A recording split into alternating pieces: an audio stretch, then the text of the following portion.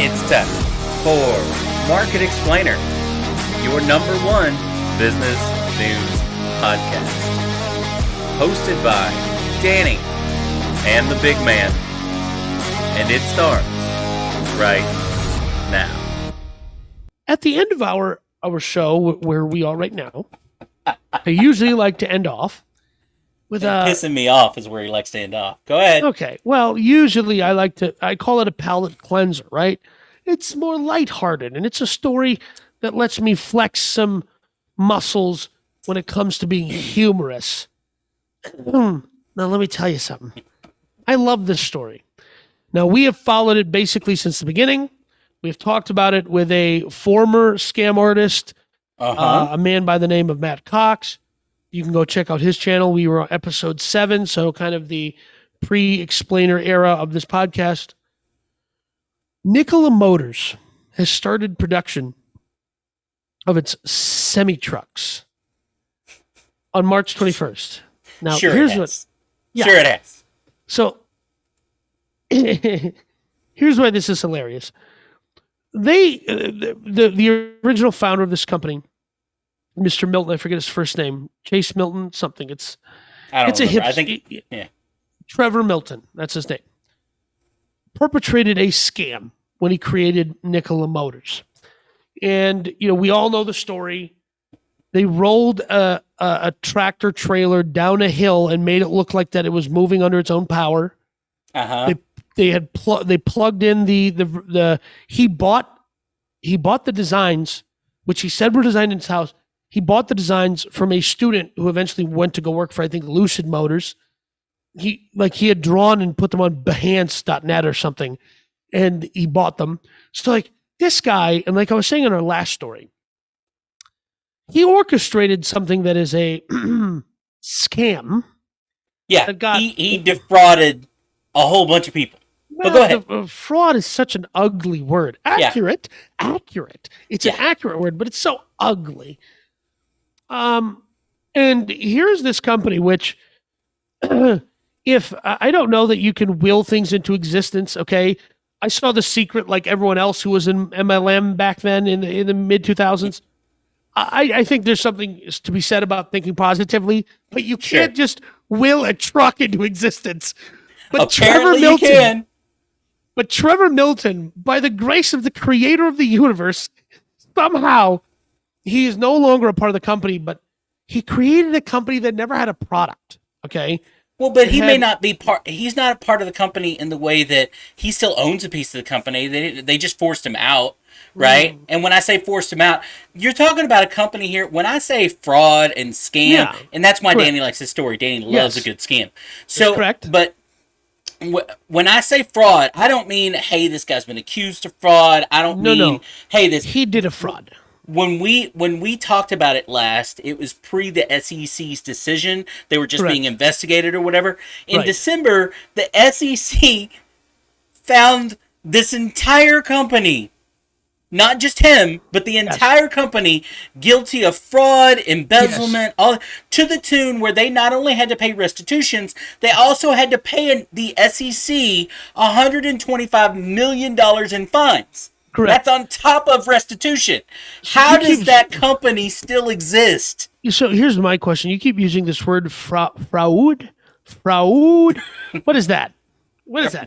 I'm unfamiliar with that term. Fraud. You know what a fraud is. I do. So here's why I brought this up kind of in the last segment, which I was saying is this guy, okay, and there's something about it that I love, which is they went into, so I think if this thing actually works and the trucks, because they still have a contract with Anheuser-Busch for a bunch of trucks, and General Motors is still supplying the trucks. And I think when we talked about it, we said, hey, listen, you mentioned something along the lines of, hey, General Motors is going to get to try out a bunch of technology on this company that the SEC now says is a fraud. Right. But they're going to get to put their stuff in, they're going to get their manufacturing and all this other stuff up and rolling. And they're going to get to figure out, they're going to get to learn and do research on the books, on the backs of a publicly traded company labeled by the Security and Exchange Commission as a fraud. But they own enough of it that they can just go, that's ours, because they're providing the technology. That's mine. So, That's mine. That's and mine. a former General Motors executive is now this was replaced Trevor Milton as the CEO. I don't know if he's still the CEO now, but the roundabout of what I'm getting to is they're going to figure out a bunch of stuff effectively for free. Mm-hmm. And what I think will happen is they're going to take probably less than 100 of these trucks and they're going to parade them around. And a larger truck manufacturer, my guess for some reason is going to be Volvo, because Volvo's truck division is owned by a different business other than actual Volvo, the car maker. My guess is another truck manufacturer is going to scoop up Nikola, because here's why. They have a dumb name, stupid name. Okay. Their logo, even stupider. Yeah. All right. Because here's the wild part: fraud, embezzlement, fake vehicle. The vehicle was never even real. Somehow in production before Tesla. What? Well, and that's why I say when they say, okay, we're starting production of the electric, what does that mean? That's why I say this is fake. Because who knows? Because what is starting production? Does that mean you're literally going to start making it? Does that mean you're going to start designing to make it? Are you having a meeting to talk about the meeting where you should talk about making the truck? Is that what we're like? No, there's no definition of what that means. They did put in here that there are plans to deliver 300 to 500 of these by the end of the year, which is, how many cars did Tesla deliver in its first year? I don't know, 20? I don't know. Something like that. Right? So you think that you think as a brand new truck manufacturer, a semi truck, not even little bitty car, semi truck, carrying tractor trailers, with all the components and everything, that you've never built one before, but you're going to be able to build 300 of them in the next 9 months. So here was when I said in the at the beginning of our episode here, I said I'm sure that this has nothing to do with boosting the stock price so that one of the main shareholders can get out of the business in time with something, right? So here's the thing. We plan to deliver. Hey, buddy, I plan to be a millionaire by the end of this year.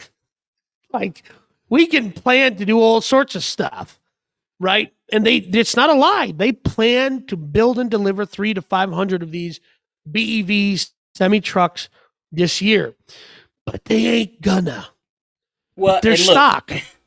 Everybody out there, and this is what I was texting my friend. I said, "Hey, man, we can go start an electric vehicle company, and in 4 years, build nothing, deliver nothing, promise nothing, guarantee nothing, and get $25 million." And I said, "Is that an investment worth your time?" Because, like we were talking about last week, the appetite for EV stocks far outstrips the demand for the frickin' vehicle itself. 100%. Right? So when in that sort of scenario where the demand outstrips the demand for the stock outstrips the thing the stock is representing, why are we idiots working our jobs as the manager of a bank, working our jobs as real estate agents, working our jobs as owners of marketing companies, when we can go start an EV company and go public? And I have a friend who's just enough of a scumbag who we can use as the CEO for the business. There you go. Who we can in turn be like, this was all his idea. We don't know. Like, so we're gonna a scapegoat. You know a scapegoat. A stoolie. We know somebody who we're gonna he's gonna be our stool pigeon. We're gonna put him up as the CEO. We're like, we didn't know this was a fraud. What is that word? Fraud. Yeah. Yeah. So I'm just saying this is all very fascinating that they're actually saying they're going to production. Listen, they're a publicly traded company. Mark Russell's the CEO, was a former executive at General Motors. I promise you, their definition of going into production meets somebody's legal definition of going into production. Right? Oh, I'm sure, because otherwise they wouldn't have announced it, right? Like, correct. So, look, everybody that's listened to this podcast for a while knows that I love the stock market. Yeah. I love to gamble. I do, as long as it's an intelligent gamble. And this is not that. And here, look, if you need a better reason than paying hundreds of millions of dollars in fines to the SEC for fraud and everything else like that, there are actually successful companies out there that have paid the SEC a whole bunch of money for doing things against what the SEC rules are. And Pfizer, yada. So Moderna. If you need another reason to know this is not a quote unquote intelligent gamble, that as of recording this show, 27.5%, that's 1 out of every 4 shares that are available on the open market today, are short position shares. Meaning short position, if you don't know stocks, that means I am betting that the stock is going down. So 1 out of every 4 shares available as of today to purchase is being shorted. Right. 27.5%. Yeah, so that's a big number. That means, here's what that means. The public is shorting it, right? Or, well, investors, institutional investors, the public, everybody are betting 1 out of 4. That's a huge number. I mean, we're talking about on most stocks on any given day, a decent company or whatever, the short availability on the stock may be 3 to 5%. So for it to be 1 out of every 4, that's as much as saying we guarantee it. Right. So here's what that kind of means to me, though. It means that the institutional investors have already come to the same conclusion I have, which is the appetite for EV stocks outstrips the demand for EVs and outstrips the capacity to build EVs. On the other hand, here's a company we know it's been fined by the SEC. Trevor Milton's probably going to do some time, turn himself into a billionaire. It's the American dream. It's a story. It's amazing. We have to clap for that guy, right? Absolutely. But the beauty of this is somebody took a literal turd on fire on their porch, and they somehow turning it into a diamond. And by George, if that ain't America, I don't know what is. It goes back to what you and I said earlier in this podcast, that people don't always think. They don't always act like an adult. They always don't do research or whatever. You really think, honestly, let's put your logic hats on, folks. Yeah. You really think that General Motors, Ford, okay, all these different big manufacturing companies out there, okay, are slowing down the production of vehicles this year because of the chip shortage, because of all kinds of things, parts and everything else like that. Yeah, the World Economic Forum says you should own nothing and you like it. So these multi-trillionaire companies out there that make every vehicle you've ever owned in your entire life, that they've been doing it for hundreds of years at this point, and you think that this company is going to put together a brand new truck in a brand new way with brand new highest technology items, when they can't even make a general, you know what I mean? Ford Sierra, Yeah, I know what you mean. Ford doesn't make a Sierra in the United States, but that's not the point. But they do. You know what I'm talking about. Yeah, I know exactly what you mean. So, but let me put it to you in this context. All of the technology from this company, all of it, the Ultium battery, the bio, whatever it's called, bio something battery, another technology, all General Motors. It's all General Motors tech, and it's all it's either GM tech or off the shelf tech. Now, what that kind of means is, like I was trying to say at the beginning, is General Motors is saying, hey, this whole thing's a scam, right? We might as well utilize the husk of this scam and turn it into profits for us, which is what I think they're doing. Well, ultimately, look, this kind of goes back to the eyewear thing and the augmented reality. They're all chasing to figure out something that works. Because if they figure that out, if they're the company that figures that out, right, then they get the plethora of being first to market. And again, people hate it when I say this and call out Tesla like this, but Tesla is not they're not a traditional car manufacturer competitor. Correct. They're just not. They are not yet experts at building cars. They're not. I agree with you. They're just not. So that being the case, until the technology gets to a point that a Ford, a General Motors, or some other worldwide car manufacturer goes, that's the way it's going to be done, and that's the way it's going to be done for the next decade, right? Until that happens, it's all up in the air, so they're all chasing for ideas. So let me put it to you this way: the concept of a steering wheel, pedals, that didn't show up until Mercedes started doing it in 19 something or 18 something or whatever. Right. So I think that was the early 1900s, like 1901, 1902. But Mercedes has been around since the late 1800s. And the reason that's interesting is everybody was building cars in 1,000 different ways Right. until one company came out with this way, and then everyone else goes, "That's the new standard." Right. That makes sense. Let's do that. And we have not reached that point in the evolution of electric vehicles yet. Another interesting thing is you keep mentioning these big corporations like General Motors. General Motors has delivered, I think, less than 10 Hummer EVs and already has a recall.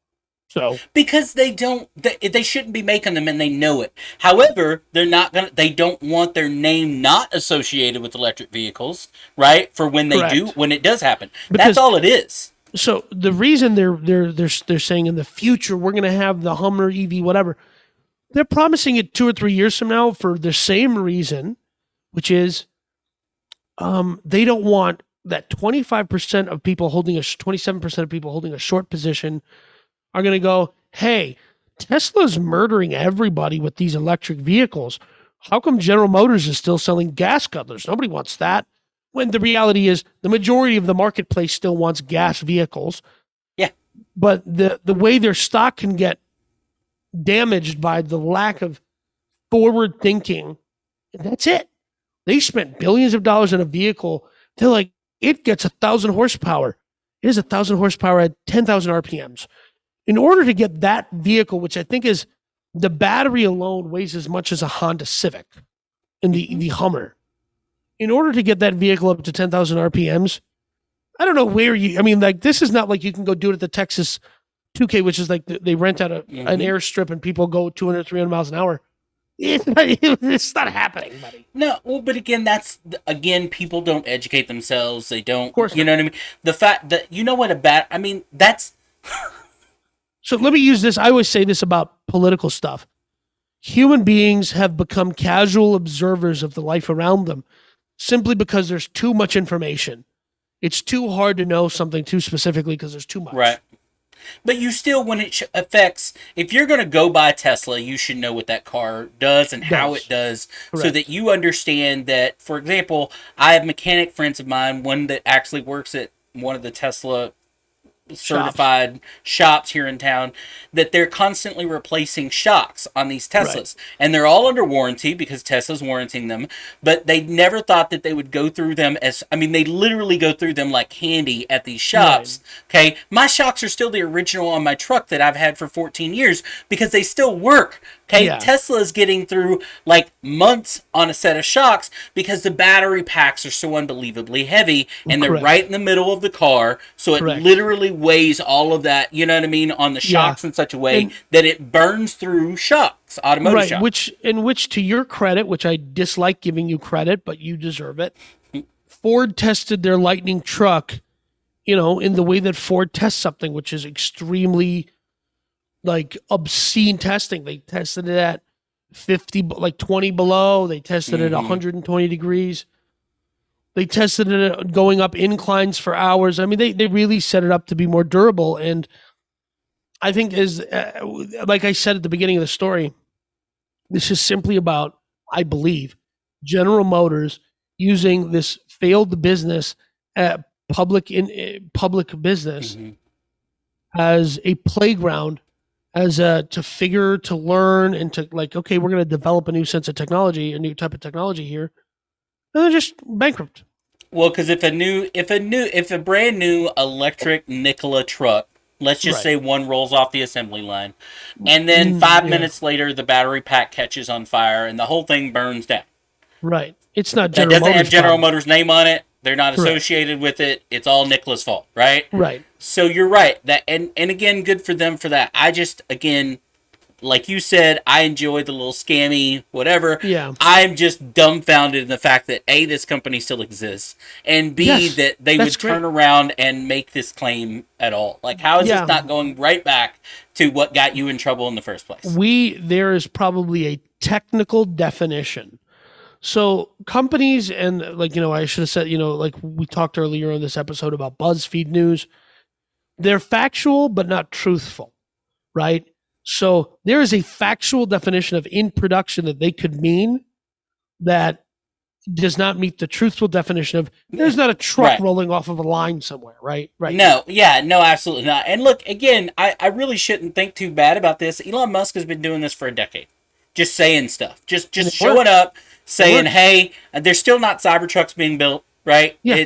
Those are not gonna now there even he has said that's not happening in 2022, right? It's going to be at least 2023, which probably means 2024, right? 2030, probably 2030. So he's been getting away with it for a decade now of just coming out and saying stuff that I would if there were, I'm sure somebody is measuring that stat. I'm sure there's an Elon Musk is neverright.com or something like that where it shows that Elon half if not 75% of the things that come out of Elon Musk's mouth never come to fruition or never come to fruition in the time frame he says, right?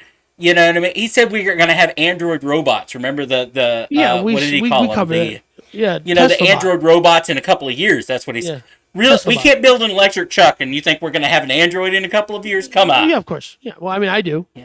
I still believe him. I'm not actually a fanboy, but I kind of do. I want to believe in his future. So. No, I wanted to be. Look, Gene Roddenberry. I want to believe in the future that Elon Musk thinks is the future. I do. Trekkie nerd. I am. But look, hey, Trekkie, Gene Roddenberry, Elon Musk, same guy, right? He believes in that future, right? And sure, we'll cover that at another time. Jeff Bezos got $10 billion to go to the moon this week. So, anyway, go ahead and end us on one of your, 10 bits of knowledge that we should never know. Well, okay. I don't really have a tip of the week this week, but I do have a euphemism of the week. Negative equity. It sounds like money you have, but it's really money you owe on something that's probably worthless. That's negative equity. Familiarize yourself with this term because it's probably in your future in the next 10 years. Negative equity. Probablyyourfuture.com. I'm sorry for him, folks. We'll see you next time around.